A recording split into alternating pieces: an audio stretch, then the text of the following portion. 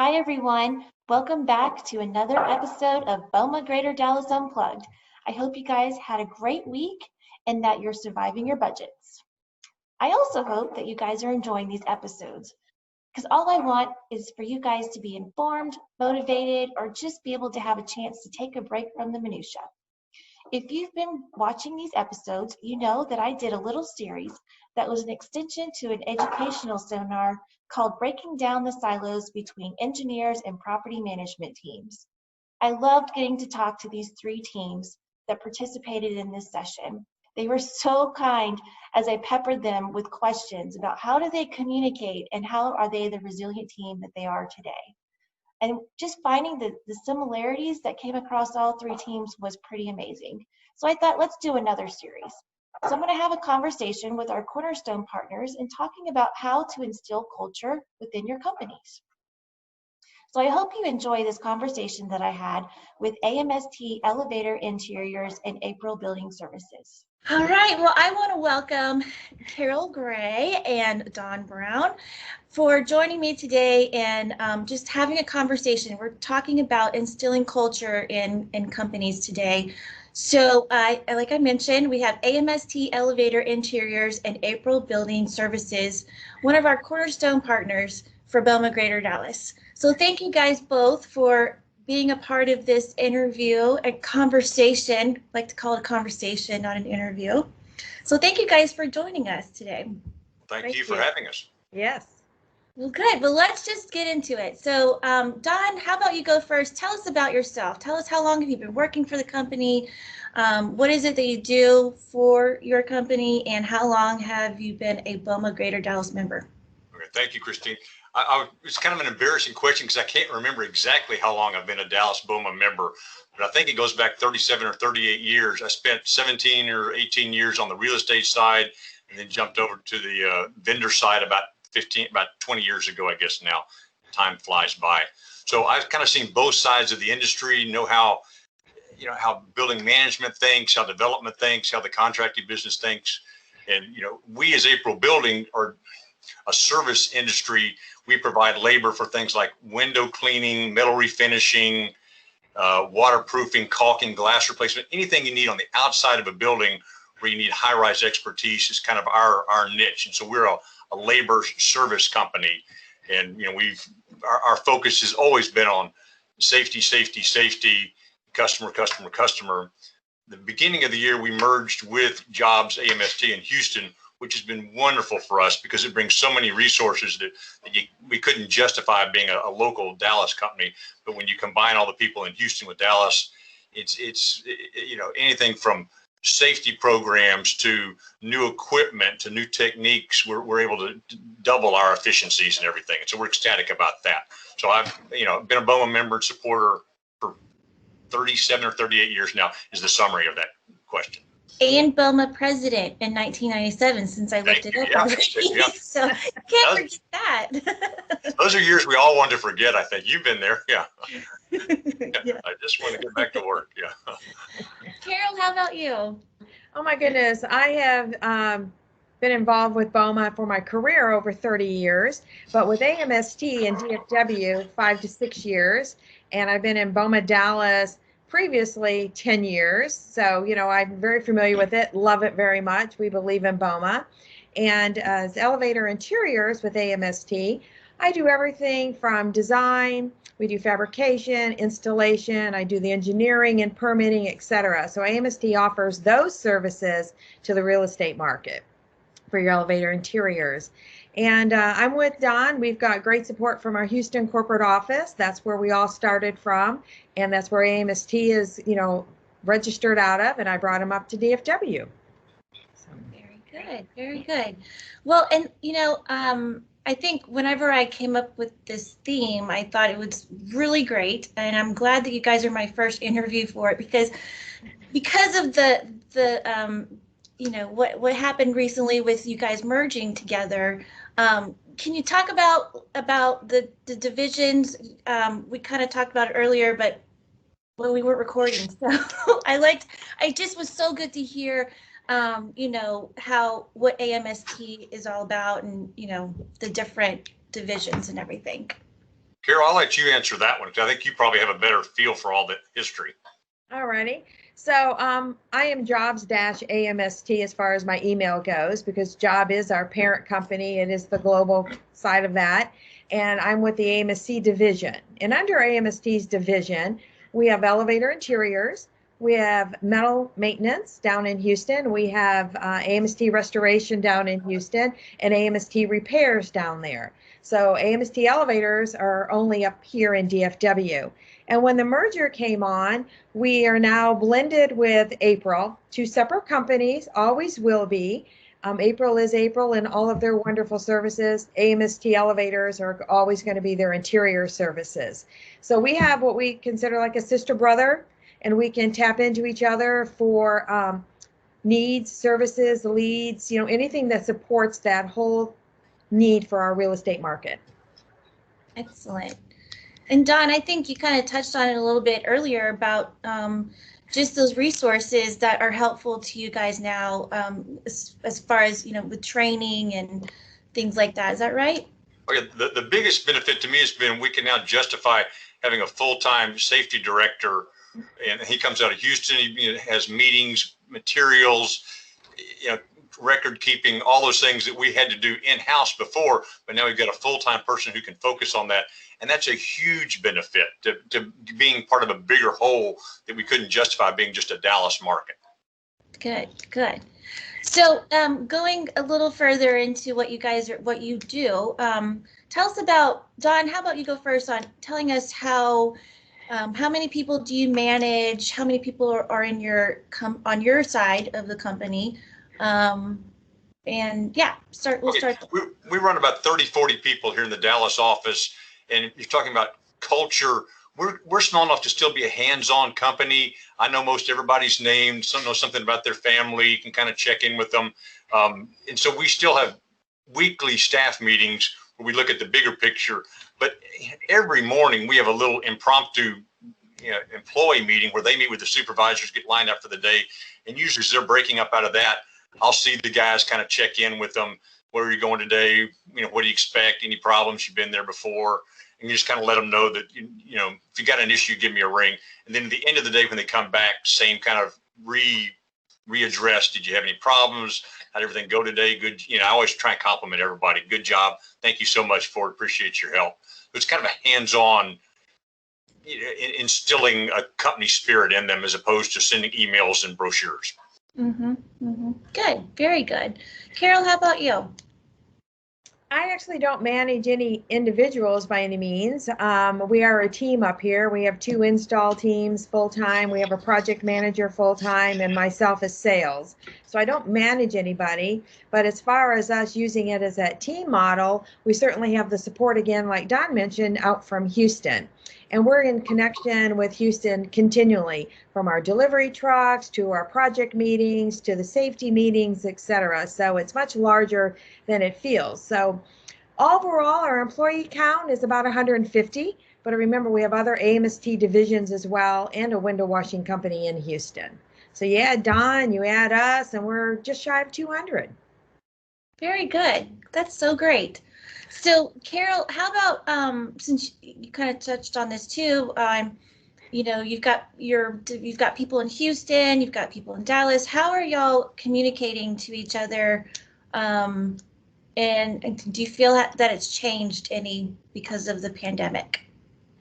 It's changed a little. We've always been distant from Houston, right? So it's not like you can just walk over across the street and go to their office. So we've had to use a lot of the communication via phone, Zoom meetings, as well as just the emails, only due to distance. Locally, though, we still have our own little meetings and get-togethers, so we can talk about all of the needs of our customers, what our scheduling is, locally, and we do it with the social distancing, the mask, the whole CDC requirements.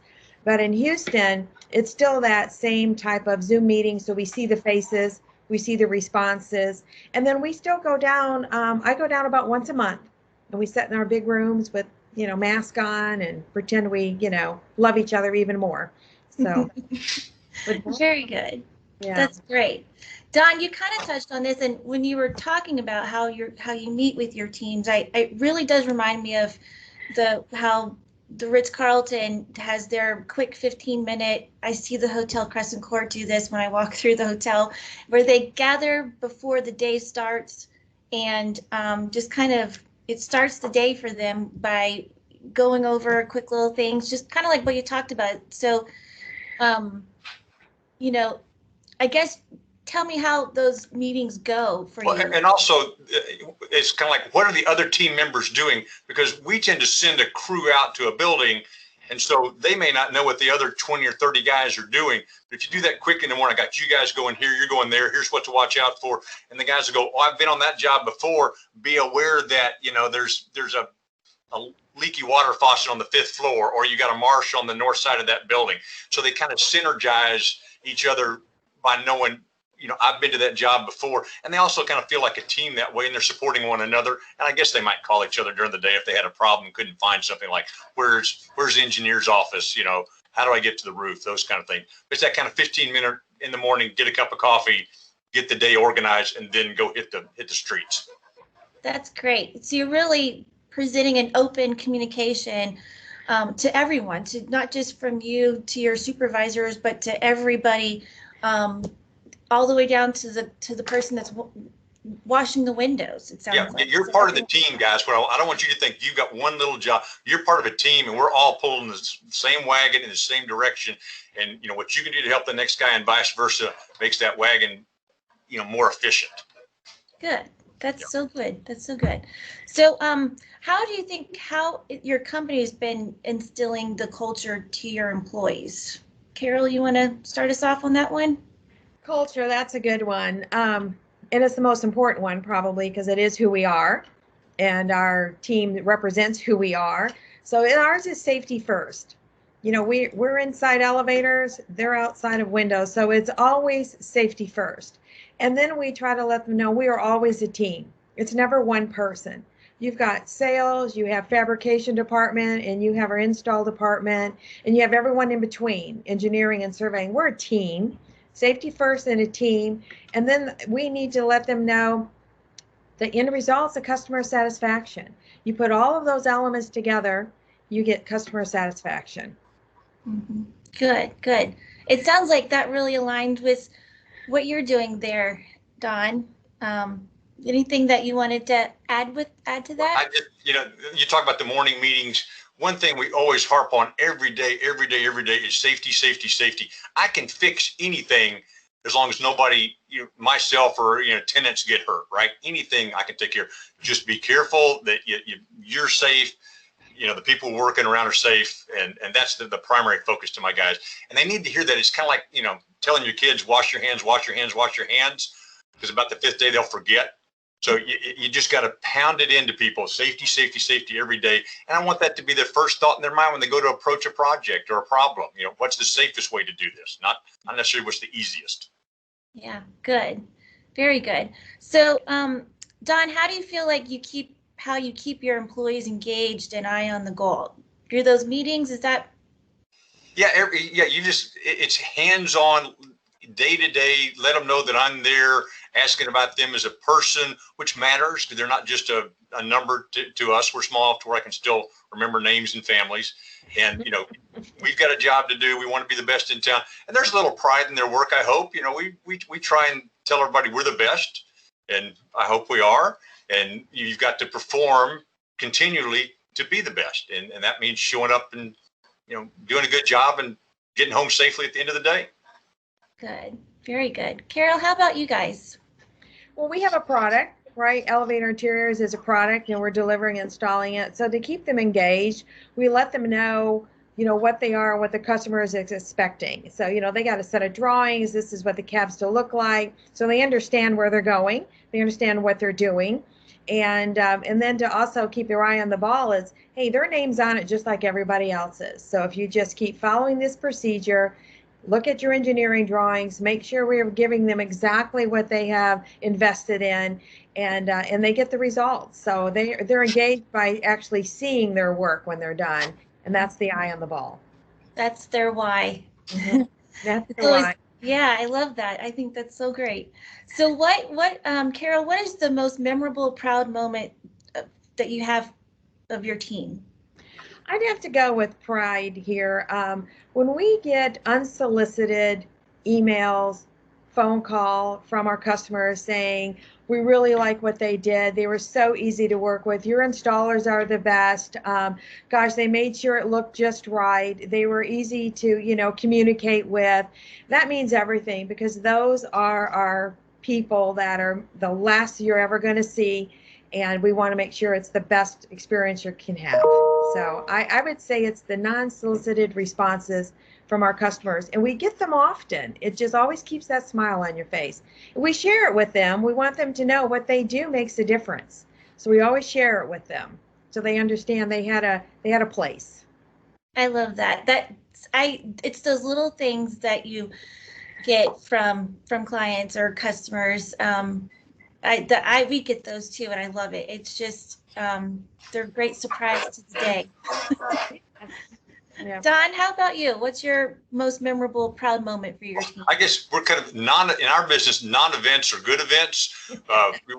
We don't want catastrophes or problems. So, one of our primary metrics is accident-free days. So when we hit 6 months or a year accident-free days, that's a big deal to us. We harp on that to the guys.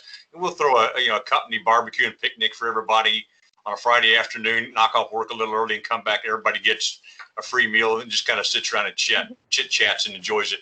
So if you had to ask, what are we doing? That's what I'm telling guys. That's the primary metrics that I want you to measure is accident-free days.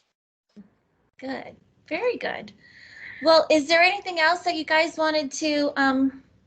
That was my last question, but I didn't know if there was anything else you guys wanted to let us know about.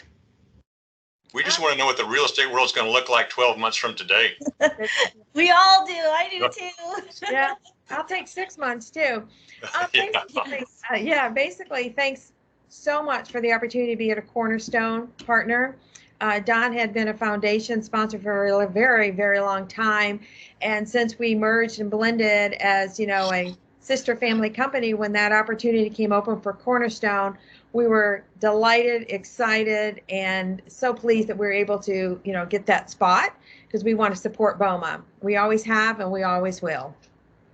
Good. Well, thank you guys so much for your support in BOMA Greater Dallas, of course, and your volunteer services too. You guys both do everything for us. So I do appreciate that, and I know our members do as well. And thank you guys too for taking the time and talking with me today. And I know we're all busy now and everything like that. So it makes it even more special when I can get you guys to have a conversation with me. So thank y'all. Our pleasure. Thank you so much, Kristine. We appreciate it very much. All right. Bye-bye now. I hope you enjoyed hearing from Carol Gray and Don Brown. I really do thank them for their time in speaking with me, but also just for their continued support and their services that they provide to BOMA Greater Dallas. Now on to recaps and reminders.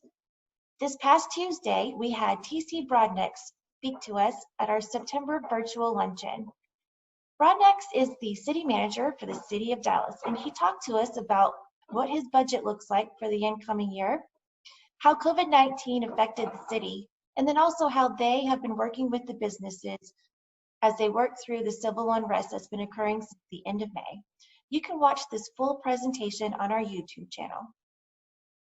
Now, as for reminders, this coming Tuesday, September 22nd is our Allied Plus One event, where attendees will take a tour of the new Texas Rangers Globe Life Field. Any real estate members out there that are interested in going, feel free to sign up and we can pair you up with an Allied member. The annual golf tournament is coming up on Monday, September 28th. Teams and sponsorships are filled, but we still have spectator spaces available. So go online and register for that. Our next membership luncheon is coming up on Tuesday, October 20th. We'll have Texas BOMA lobbyist Robert Miller with Lock Lord talk to us about the upcoming election. And lastly, the BOMA Foundation has opened up the application period for the next round of scholarships. So if you are working through your BOMA designation or trying to get a certificate, or even just for college or tech programs, or even just your professional development in BOMA, you should apply for this scholarship. Go online to bomadallas.org for more information. So thank you guys for joining me for another episode of BOMA Greater Dallas. Stay safe, stay strong, and keep up the good work. Thanks.